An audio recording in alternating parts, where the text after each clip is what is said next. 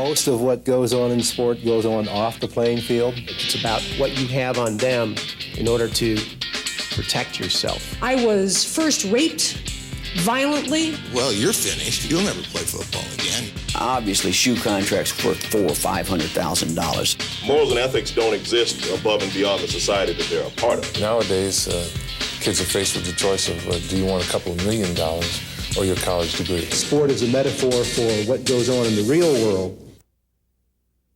Some children love a sport, and through their dedication and exposure to early training, excel and live a privileged life because of the decisions made by parents and coaches when the child was under their control. In some sports, as in some careers, preparation must begin long before the athlete comes of legal age to make decisions for themselves. Competitive ice skating, tennis, gymnastics, and swimming, like ballet and piano, are mastered by the elite performers in their youth. But making decisions for others is always rife with ethical and management issues, and making decisions for the preparation of children for sports careers through rigorous training is no different. When are children being abused by the overzealous desire of parents or coaches to develop an athlete into an elite competitor, often with the ability to bring fame and riches to the parents and coaches, as well as ultimately benefits to the child? These are only some of the issues raised by athletes, coaches, reporters, sport administrators, and other experts at the Summit, the first international conference on ethics in sports. Let's revisit the conference and join in on the discussion.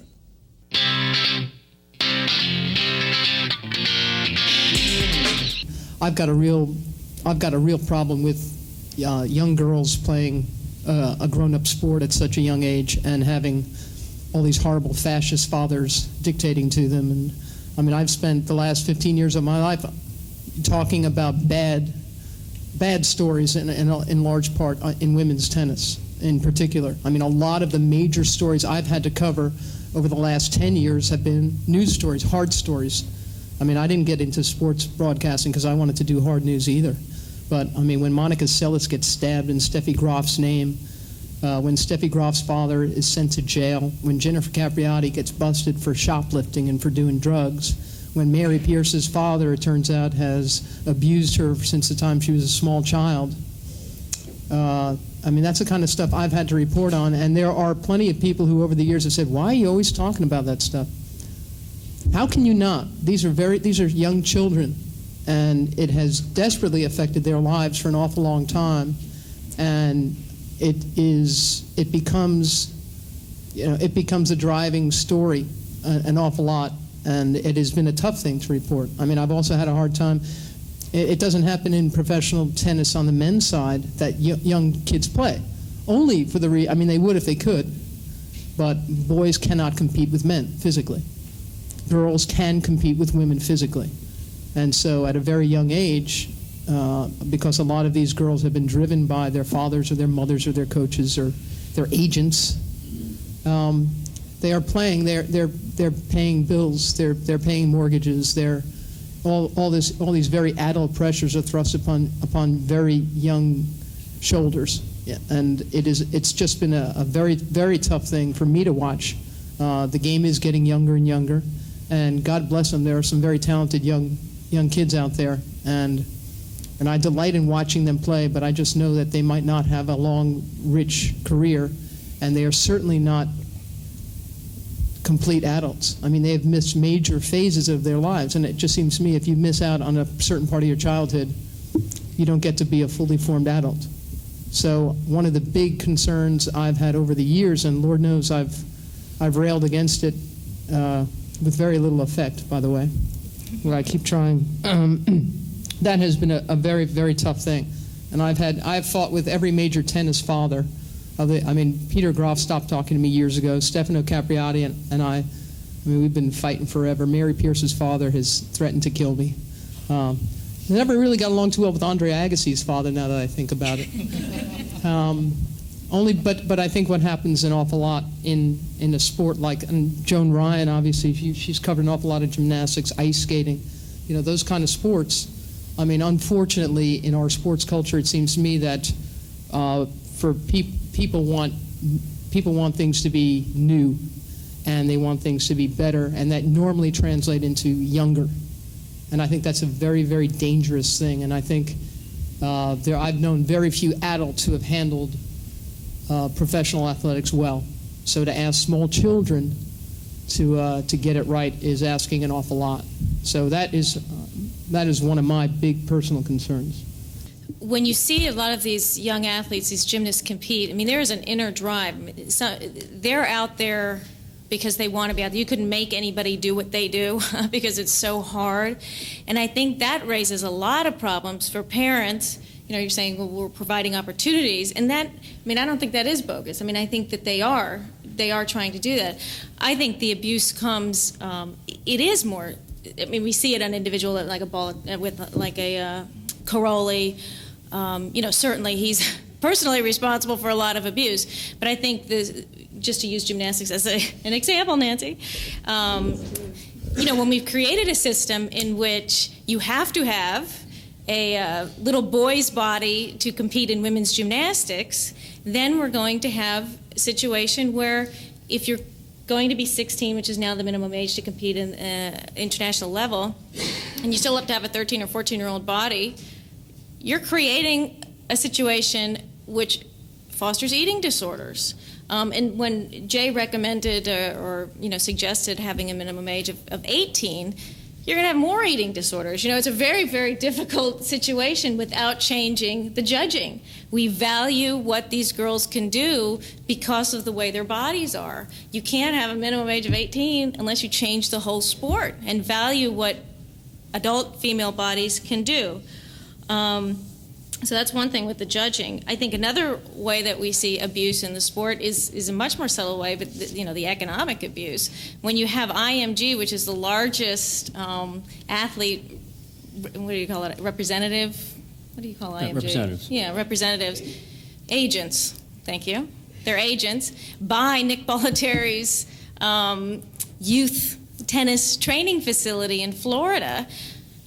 You've got a major problem for exploitation, and you have, you know, an Anna Kournikova, who's, you know, wonderful, and Mary Carrillo has talked extensively over the last few days about Anna Kournikova, but you have a huge conflict of interest of pushing these kids to go pro because you have the agents owning the training facility in which we're raising these kids. Joan, bear in mind that Nick Bollettieri, who was at the forefront in the 70s and 80s of taking kids at a very young age into his tennis camp, is now going on record saying, you know, I was wrong to have done that. Yeah, thanks, Nick. Yeah, thanks, Nick. Exactly. And then the other thing about injuries is that because these girls in gymnastics especially, and to a certain extent in figure skating, and more so in figure skating now, you know, because we're seeing them younger and younger, because they're in such a race against time to be the best in the world before they hit puberty, we see much more competition, them competing with injuries, because they can't afford to take the time off to let things heal. You know, Christy Phillips, you know, a classic example, who, you know, fractured her wrist training under Caroli and trained for 3 years with a fractured wrist because she couldn't afford the time off to let it heal and then come back, because there's all these other little girls behind her who are going to push her out of the way, and if she waits, she's going to be over the hill.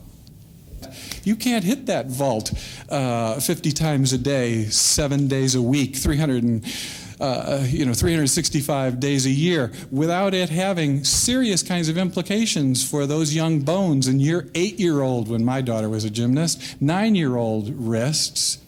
And, you know, I had to pull her off those bars as the blood was around the bars because she loved it so much. So my point here is that we're living in a new world. We need to learn how to set limits in those worlds. We need to help young people set limits. I'm not against trying to aspire to excellence, but I keep thinking of that old myth about Daedalus and Icarus. You know, Icarus, after he put on the wings fashioned by Daedalus so that they could escape his labyrinth, Daedalus warned him and said, you know, Icarus, once you start to fly, and this is beautiful with respect to sport, because I've been an athlete too, once you start to fly, that joy, that exuberance, that exhilaration that you feel in connection with that can take you too far. And watch out. And you know, Icarus didn't have enough practice. He lived in a labyrinth, for Pete's sake, setting limits. So he flew too close to the sun, his wings melted, and he crashed and burned. And that's exactly what's happening with too many of our young people. And I think we need to look at the systemic kinds of issues that are leading an increasing number of young people to crash and burn. That's unethical. Jennifer Capriati was sort of ascending to her peak, and she turned pro at the age of 13. And I do remember at that tournament that there were press people sitting in the stands taking bets on what age she would burn out. I mean, because it was just so predictable. It had happened so many times already. Let's look at these sports in which young girls can be the best in the world before they know algebra, before they can get a driver's license. It doesn't happen with boys, because boys need to reach maturity in order to compete on the same level, whereas girls not only can compete with women, they're better than women in certain sports, like gymnastics and figure skating. We wanted to look at how does this intensive training, and it is intensive training, I mean, as Jay pointed out in the article that you quoted, this is a job for these girls at a very young age, at 13 and 14 years old. I mean, they're putting in 6, 7, 8 hours a day of training at the elite level of gymnastics and, to a lesser extent, figure skating. And certainly in tennis, you know, you turn pro at 13, it's your job, and you have more responsibilities than just playing tennis. So how does this intensive training affect a body that's still growing, still developing, muscles that are still taking shape, a skeletal structure that is still taking shape, and of course, what's the impact psychologically on such pressure on these girls? Where do they fit in their families? You know, how much of a stake have their parents put in to the success of this kid? You know, people are moving around the country to get the best coaches, and families are being split up. Tara Lipinski is a perfect example. You know, she hasn't lived with her father in years, and she cites that as one example why she has turned pro. That she can actually have a relationship with her father again. So we looked at that, and I did a series of articles for the San Francisco. My journey on this issue stems from my involvement as an athlete. And while I competed in the 70s, much about my experience was very similar to those of the athletes of the 80s and 90s. While the average age of the athletes on the Olympic team that I was on was 18, I qualified at the age of 14 for that team. I did leave my family to train away from home because my coach moved. I did experience 6 and 7 hour training days. I also was involved in a coaching environment that was what would be termed ego-oriented versus task-oriented, and most experts have identified that as being the more unhealthy of the two. I experienced the highs of winning national championships, and I experienced the lows of surrendering my goal of making a second Olympic team because of homesickness, the onset of puberty, lack of motivation, whatever else you can add to that list. But thanks to my parents, I came out of my entire gymnastics experience with my self-esteem intact and appreciation for the challenges that I had to walk through. And probably much better prepared for the adult world. While even the well-intentioned acts of parents and coaches can result in harm to children, children are particularly at risk when parents and coaches begin to see a child as a means to their own personal goals. In these cases, the child needs protection from those who normally would provide the protection. Mary Carrillo, former tennis professional and noted sports commentator, shares her personal observations of the results of high-pressure professional tennis competition on the personal development and the adult lives of tennis players who turn professional at an early age. She also notes the role that adults play, the parents, coaches, and promoters, and the way that the adults benefit from the child's performances. Dr. Jay Coakley, professor of sociology, argued that children need assistance in setting limits to offset the natural childhood exuberance that children frequently put into sports training.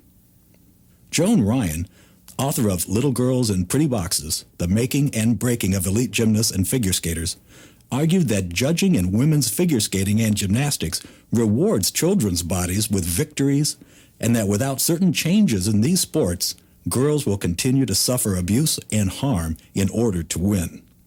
Nancy Marshall qualified for the 1972 Women's Olympic Gymnastic team when she was 14, and she suffered separation from her family while training, burnout, and puberty, which convinced her not to compete in the 1976 Olympics. She credits the responsible and caring efforts of her parents for getting her through these difficult times and protecting her self-esteem.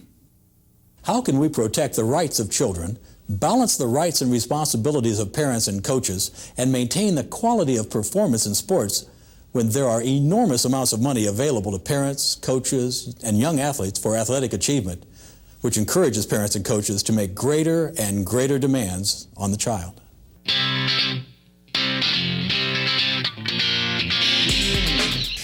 What is childhood? What is it going to be? And what are the kinds of ethical issues that revolve around our very definition of childhood? Now, we know, and we've got some great experts on this panel who can tell us that there are physiological, there are psychological, there are emotional, and there are social developmental differences between human beings of various ages. And we have to certainly take those into account as we talk about ethical issues. And those raise questions related to sport, by the way. At what age should somebody turn pro? At what age should we let a person sit down and write down the goals that will structure their lives for the next 10 to 15 years? You know, these are young people, and I've seen this happen in some of the sport groups that I've been associated with. We've got 9 and 10-year-olds who we certainly would never allow to vote and choose a candidate who may or may not influence their lives in the future, but we will ask them to sit down and write goals that we will then, over the next 5 years, as coaches and as parents and as program administrators, hold them to in a way that will structure their lives completely. So what is childhood? And at what age are young people able to engage in informed consent about the commitments that they make to sport excellence? So I think that's a very important kind of ethical issue. And by the way, they're making commitments to the means to those goals. And by the way, some of those means get really nasty. So they can get very nasty. And secondly, the whole political and economic context within which kids participate in sport is changing. You know, it used to be that sport programs were publicly sponsored, and there was a connection to the public good in a sense. The people who sponsored those programs were publicly accountable in certain kinds of ways within the community. But what's happened as there's been resistance to new taxes, as there's been cuts of public programs, a lot of the sport programs for young people have become privatized. And now we have a very unique set of circumstances that we haven't faced before. The livelihoods and careers and incomes and the food on the table for adults depend on the performance of an 11-year-old in a statewide competition. And we also have situations where those 11, 12, 13, 14-year-olds are participating in contexts where there are commercial kinds of issues.